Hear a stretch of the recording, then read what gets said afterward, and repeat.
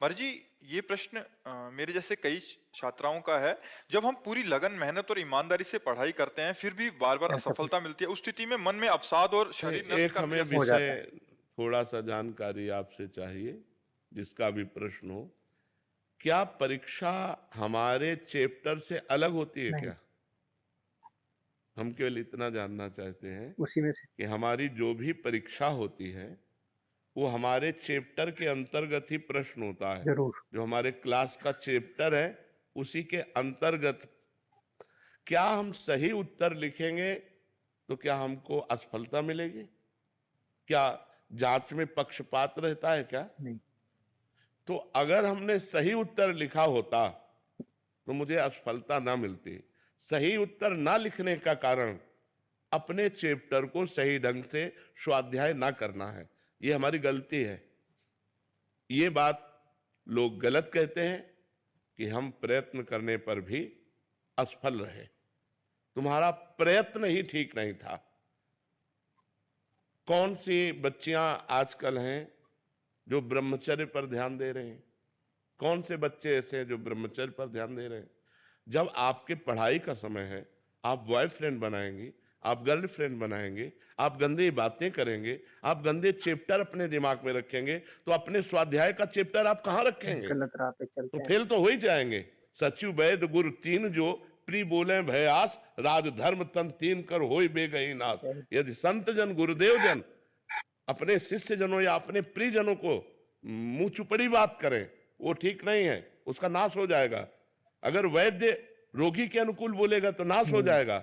अगर मंत्री राजा के अनुकूल बोलेगा तो नाश हो जाए। मंत्री को चाहिए राजनीति के अनुकूल बोले, वैद्य को चाहिए उसके स्वास्थ्य के अनुकूल बोले, गुरु को चाहिए शिष्य का मंगल हो ऐसा अनुकूल बोले। तो आप हमको ये विचार बता दीजिए कि अपने चैप्टर से अलग प्रश्न अगर दिया जाए तब तो हो कि हमारा प्रयत्न सफल हो गया।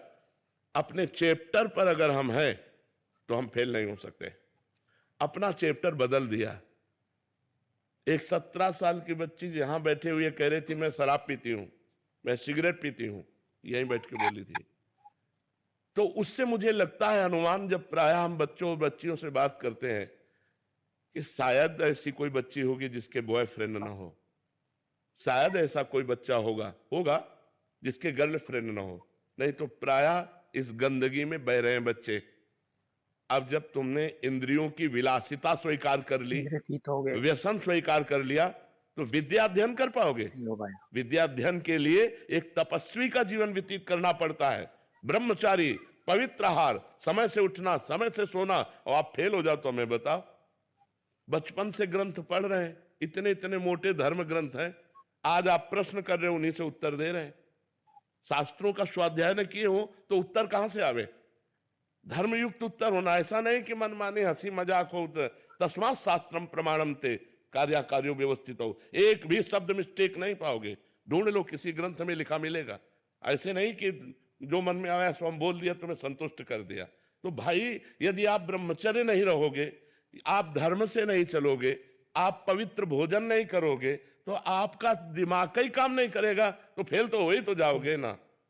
एक जगह हम मानते हैं कि आपने बहुत ग्रेजुएट पढ़ाई की, आपने अच्छी पढ़ाई की, इसके बाद आपको नौकरी नहीं मिल रही, यहां मान सकते हैं तुम्हारा बुरा प्रारब्ध है, तुम्हारा बुरा भाग्य है जो तुम्हें आगे नहीं बढ़ने। लेकिन फेल होने में हम नहीं मान सकते। फेल होने में भाग्य नहीं, तुम्हारी असफलता है, तुम्हारा प्रमाद है, तुम्हारी गंदी बातें हैं जो तुम मोबाइल में समय देते हो, जो तुम गंदी बातों में समय देते हो। अगर अपने चैप्टर पर समय दो तो आप कंठस्थ कर सकते हो। हम कह रहे हैं 4 बजे उठकर हर विद्यार्थी किसी भी ग्रंथ का पाठ करे, अगर उसे कंठस्थ ना हो जाए तो हमें बताओ। कितने बड़े बड़े ग्रंथ हैं तुम्हारे, इतने मोटे मोटे हमारे धर्म ग्रंथ हैं, इतने मोटे मोटे ग्रंथ हैं। तो आप अपनी असफलता का स्वयं कारण है, किसी ना और कि पे ना भाग्य, थोपे। ना कि कोई देवता।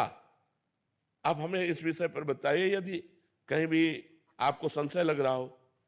ब्रह्मचर्यहीन जीवन स्मृति विहीन जीवन है, और ब्रह्मचर्य युक्त जीवन स्मृतिवान जीवन है।